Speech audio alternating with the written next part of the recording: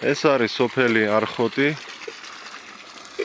თეთრი წყაროს რაიონი, ეს არ გახლავთ არხოტის ხეობა, ორი არხოტია საქართველოს, შეგახსენებთ ეს თეთრი წყაროს რაიონში შემავალი არხოტია, ულამაზესი სოფელი, რომელშიც 6 ადამიანი ცხოვრობს მხოლოდ. ბუნება არის საოცრად ლამაზი აქ. წინა ვიდეოში მე მოგიყევით ისტორიის შესახებ ამ სოფლის და ახლაც შეგახსენებთ, რომ ეს არის ისტორიული სოფელი, აქ გადიოდა აბრეშუმის გზა და არაერთი ტაძარია.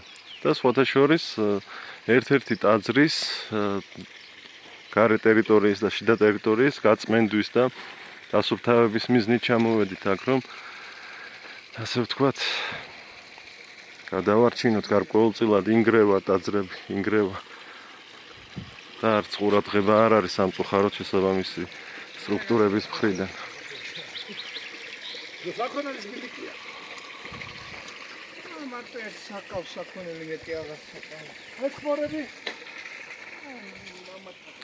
აი მიტოვებული სახლი. ეს სახლი იყო? თუ მარტო ხელა იყო? არა, სვინარის ფილში იყო. აჰა. დაანგრეულია ეს სახლიც უკვე.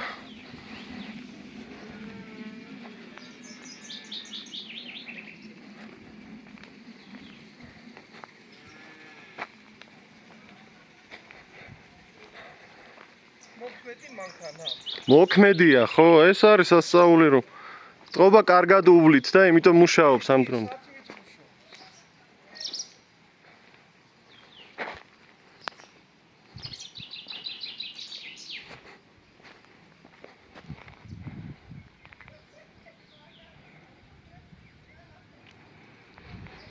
არის არაჩვეულებრივი ჰაერი და წყალი მაღალი ხარისხის. ჩავიდეთ, მაინტერესებს მე. არ მინახავს თამარ მეფის გაჭრილი კლდე და თუ მაჩვენებთ, კარგი იქნება.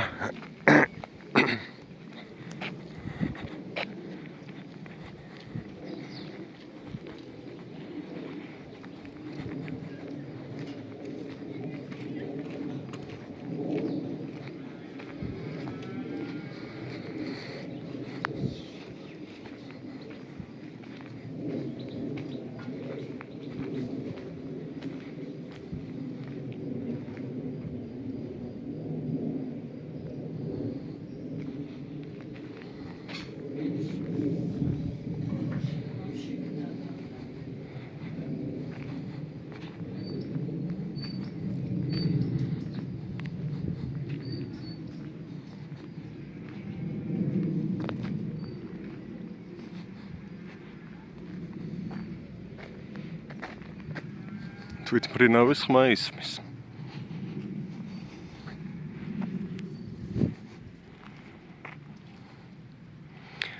ძალიან ცუდი გზა აქ მოსვლა ჭირს ნამდვილად მანქანითაც კი. თუ მძლავრი მანქანა არ არის, მოსვლა გაუჭირდება ადამიანს.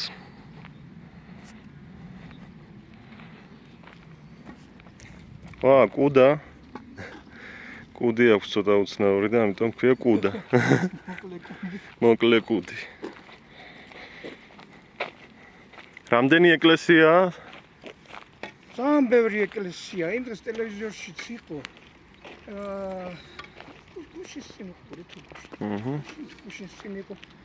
რაღაცა ლაპარაკი იყო ტელევიზორში, რომ თეთრი წყაროს რაიონში თან ასუფთავებდნენ და ითქვა, რომ აი ყველაზე საქართველოში თეთრი წყაროს რაიონის ბევრი ეკლესია არც ერთ რაიონში არ არის. არ არის, ხო? და ამ ალგეთის ხეობაზე ძალიან ბევრი სალოცავია. ძალიან ბევრი. ალგეთის ხეობა, იმიტომ ქვია, რომ მდინარე ალგეთი ჩამოდის აქ? კი, მდინარე ალგეთი. აი ისმის სხვათა შორის ხმა მდინარის. ამ გზას როგორც ვიცი იყენებენ სხვა სოფლებიც, რომლებიც აი იქით არიან უკვე. აზერბაიჯანელების სოფელი ნაპინარი არის. ნაპინარი. ო, იქითკენ კიდევ ბერძნების სოფელი იყო იგუდეთი და ის და იქულეს. კარგზეც ესე მიდიან ხოლმე ტურისტები დასასანახავად. აი ზამთარში რამდენად რთულია აქ მოხვედრა? ზამთარში ხა ჩვენ სოფელში არ გამიძნებ და სიმართლე რომ გითხრა. იო მყავს და არადროს არ გამიძნებ და თელი ზამთარი მოძრაობ თავისუფლად. კი, ხო. კი, თოვლიც მოვიდა, ისაც იყო, მაგრამ სხვა სოფელში უწევთ ხოლმე გახვეწა ტრაქტორით. მაინც ანგლისამდე ჩახვედით და მერე ანგლისიდან თბილისამდე. ჩვენ აღარ არ გაჩერებული ვართ. არა, ხო?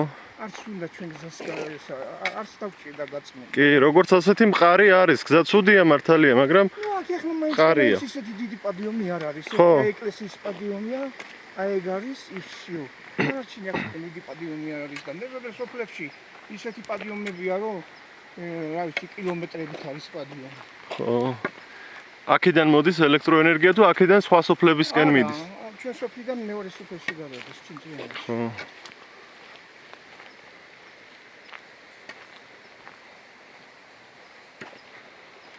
ცოტა ისტორიაც მომიყევით სოფლის. სოფლის ისტორია გამ თან გამოიცვალა ხალხით ზოგი გარდაიცვალა ახალგაზრდები იქით აქეთ და რამდენიმე 6 კომლი ვართ. 6 კომლი. ხო. მთლიანობაში რამდენი ადამიანია? მთლიანობაში 10 პატარა ბავშვი. აა. 4, 5, 6, 7, 8, 9. არა, 9 რა. ჩვენ ახლა მივდივართ თამარ მეფის მიერ გაჭრილი კლდიის სანახავად, ხომ? რატომ გაჭრა თამარ მეფემ, რატომ მიიღო ეს გადაწყვეტილება? იყო მაშინ გზა ესე დადიოდა. აქ ვინ დადიოდა? თვითონ ეს იყო აბრეშუმის გზა ესე დადიოდნენ.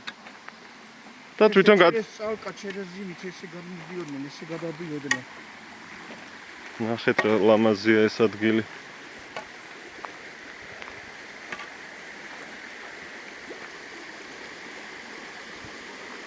აი ძაღლი რა ჭკვიანურად ამ ხეზე გადავიდა. თუ გადასასვლელია აქ ისედაც. გინდა გადასვლა? არა, ფიქრობ გამიჭირდება. ეგედან თუ გადაიღებ იმ გზას. და ეს გზა არის გაჭრილი თამარ მეფის დროს, ეს კედელიც. მე თანდათან მანქანები ტრაქტორი რო დადიოდა.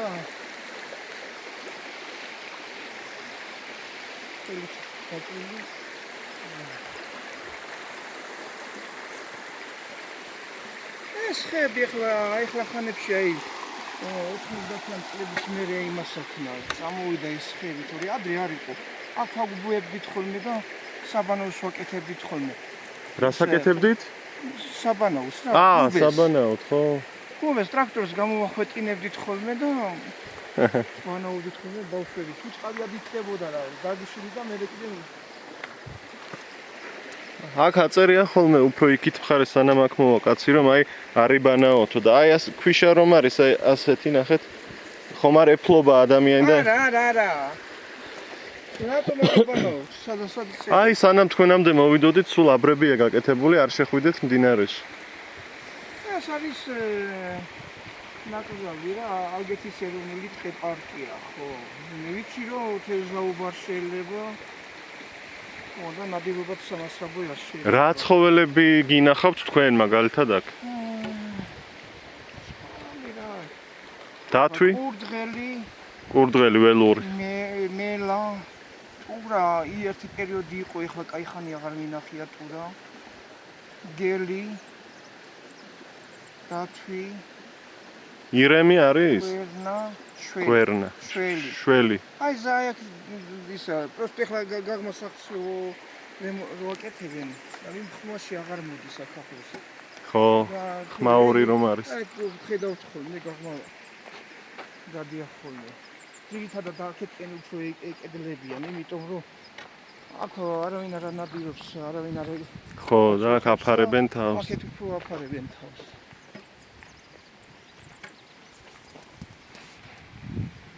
ჰაერია ბრწყინვალე და ლამაზია ყველაფერი. დღესი არ იყო ესე დღესი არ იყო კაცო, სად იყო ამ ხელა ბალახი. მაშინ ცხარი წავდათ, ისაც წავდათ და თქვენ რამდენი წლის ხართ? მე 55-ის ვარ. ალბათ მოესწრებოდით საბჭოთა კავშირის დროს და რა ვითარება იყო აქ მაშინ? როგორ ცხოვრობდა სოფელი? ჯარშიც ვიყავი. რუსის ჯარში ვარ ნამსახურები კი. 3 ჩასტი მაქვს გამოცლილი. ჩერკაში ვიყავი, მე ერთი თვე იმაში ვიყავი. სტროიბატში და მე ისე артиллерიაში გადამისრულეს. და აქ როგორ ცხოვრობდა სოფელი? იყო მაშინ კოლმეურნეობა და რაც სახლები არის, ყველა სახლში იყო მაცხოვრებელი. ყველგან ცხოვრობდნენ. მესამე კლასამდე აქ ვისწავლე. ოღონდ შერეული ბავშვები ვიყავით. ხო, ქართულ-ოსური ოჯახები, ხო? არა, პირველი კლასი, მეორე კლასი და მესამე კლასი ერთი მასწავლებელი ყავდა და ეგ მასწავლიდა. ბევრი წავიდა და სხვათა შორის წინა ვიდეო ხომ გამოვაქვეყნეთ ჩვენ YouTube-ზე და იქ კომენტარები დაიწერა იმ ადამიანების, ვინც წასული არიან ამ სოფლიდან. აქედან ეხლა აქ ცხოვრობდნენ ბიძაშვილები, გადავიდნენ ის. რას ეტყოდით? აი არხოტში ხართ ეხლა და იმ ადამიანებს, ვინც აქ გაიზარდა. გაყიდული ეხლა შვილიშვილები ის თვითონ გურიაში გათხოვილი. და შვილიშვილები თბილისში ცხოვრობენ და გაუხარდათ ისო სადაჩოდო გავაკეთებ თუ რაღაცას იმას ვიზამ. აი რას ეტყოდით იმ ადამიანებს, ვინც საზღვარგარეთ არის გადასული, დიდი ხანია ვერ ჩამოდიან, ენატრებათ არხოტი და რას ეტყოდი, რა თქმა უნდა, აქედან 91-იანებში რო წავიდა მეზობელი, ბიძად მეკუთვნოდა ის კაცი, იტყოდა ხოლმე რომ სიზმარშიო მე სულ აქავარო ამ სოფელშიო. დღე იქავარო და ღამე კიდევ აქავარო სიზმარშიო და საზღვარგარეთაც რა თქმა უნდა ყველას თავისი ის აქვს რა ქვია. ეხლა ყველას თავისი კუთხე და კუნჭული ენატრება. აი ეს ნელი, აი ახლა მანქანა. ხედავ მეც მინდა წასვლა, მაგრამ რაღაცებს ვერ ავთმობ. ვერა. რაღაცებს. ქალაქში გაგიჭირდებათ ხომ? ქალაქში მართლა ვერ გავჩერდები. ქალაქში ქალაქში ძალიან რთული გახდა ცხოვრება, ჰაერიც არ არის. ის გოგიჩაშვილები წეღარო გითხარი, ერთი მცხეთელი ბიჭია ის სიძია. კვირაში ორჯერ გამორბის. ვერ ჩერდა. თვითონ ეძახია რომ აი ადრესუ სხვა იყო, ეხლა სხვა არის და გაივსო უცხოენებით ისეთი ხალხი გაივსო რა იცი. გაივსო, ნამდვილად. კი. შეგზიზდება. ასეა ნამდვილად განსაკუთრებით გაივსო აი ღარიბი აზიური ქვეყნების მაცხოვრებლებით თბილისი და ეს ბევრს აწუხებს სხვათა შორის. მორიდება იციან არც ისაუთ სადაც ტრანსპორტია თუ ისა ყაყანით. კი. კი. ჰაერი არის ყველაზე დიდი პრობლემა. ანუ ახლა ვგზნობ რომ სუნთქავდა ცოცხალი ვარ თბილისში, აი რას სუნთქავთ? ზაფხულში რომ აი გავიდეთ იქითკენ, აი ახლა ეს მცხეთელმა იყიდა ის ადგილი, პატარა სახლი იყო, დაშალა ის სახლი და ახლიდან გააკეთა. ხო და ჭინჭარი. ანუ ბევრგან შემოვიარეთ. ცოლი რაჭველი ყავს, იქაც ვიყავითო და გააკეთა იქითკენ და ზაფხულში იქითკენ რომ ჭდილში რომ დაждდე, შეკცივა ისე. ეხლა ღამეც ცივა ხოლმე აქა? ახლა არის ივნისი. ფეჩებს მაინც გუგნას მაინც ვანთებთ. ეს თუ წვიმიანი დღე არის, ცივა. მთელი დღე გინქია. შუა ივნისში ეს. ეს ტყემალია თუ რა? ტყემალია. სეტყვა იყო და რაღაცები ყაყალი დასვეტყვა. ცოტა რაღაცა გადასჭა. სხვათა შორის დღეს თბილისში მაღაზიაში ვიყავი და ერთი ბოთლი ტყემლის საწებელი ღირდა 10 ლარი. ძალიან გამიკვირდა. როგორც ჩანს ოჯახში დამზადებული იყო და კი გემრიელი იქნებოდა, მაგრამ ასეთი ფასი. მაგრამ მათი მანეთი რამბოლი 5 მანეთი იყო. შაშას წინ. შაშან 50 ბოთლი გავაკეთე. დაურიგე იქით აქეთ ისა ის. ძალიან გაძვირდა ცხოვრება. წეასაც ტყემალი რაღაცა არის მაინც და მაინც. ერთი ბოთლი აი საქართველოსია, იმაში ხო არ არის რა ქვია. კი, აბა, მეც ეს ვიფიქრე და სიმართლე გითხრათ არ შემიძენია, არ შემიძენია. მესმის ახლა მანეთი, 2 მანეთიცა. ხო. 2 მანეთიც ბევრი. რამდენი ჭინჭარი ყოფილა აქ? აგერა ძირითადად ჭინჭარია ხო, აი, ეთყობა რომ საქონელი რო აღარ გადის იმდენად ეს არ არის ისტორია ადრესი არისო აჰა დაფიფასა გავსა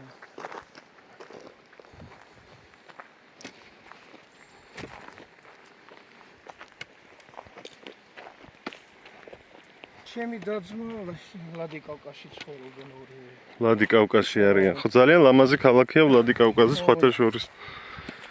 ბევრი ქართველი ეგ და ქართველები უყვართ ძალიან და კორპუსში გაყიდა ბინა და გარეუბანში იყიდა, ზავარში იყიდა და თვითონ აიშენა. კი. მასაც იქ ქონდა გაყიდა და ქალაქში იყიდა. ეხლა ნანობს. სად ეზვენი სახლი და სად კიდე ისე მე რა ვიცი ყველა სხვადასხვა გეუნება აქვს. ზოგ შეიძლება კორპუსი ერჩინოს. სად ეზვენი და სად ისა. კი.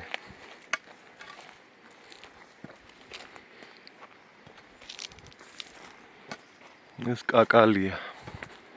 ნიგოზი. ეს კიდევ ასკილი. ასკილი.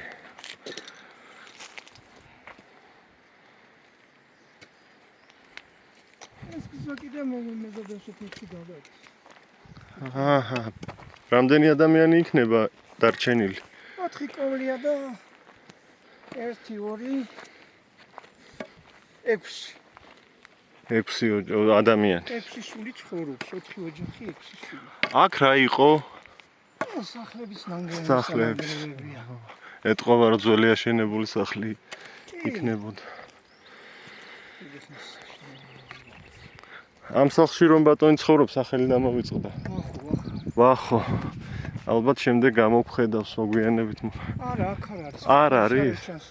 მანგლისში დადის ნებსებს. აა. წინაჯერს როდესაც მანქანა გზაში დავტოვეთ იძულებით, 2 მანქანით ხო ვიყავით და ვახომ წაგვიყვანა. სადღაც ჩაგივარდა თეგ მანქანა. არა, დაზიანდა მანქანა გზაზე. ჩამოუვარდა რაღაც ნაწილი და ვეღარ იწვროდა. ევაკუატორის მოსვლას დიდი დრო დაჭირდა და ასე შემდეგ. მან წაგვიყვანა უკან თბილისში. თბილისში არა, დმანისამდე. დმანისი რა იყო და მანგლისამდე. ვიცი. მანგლისთვის უკენა თქომი გქონდა თორე. მე წავიყვანა. კარგით, გამოვთავ ვიდეოს თქვენი სახელი და გვარი ჩანაწერისთვის მითხარით. სულიკო ქარქუზაშვილი. მე კი ვიცი, მაგრამ ვიდეოსთვის.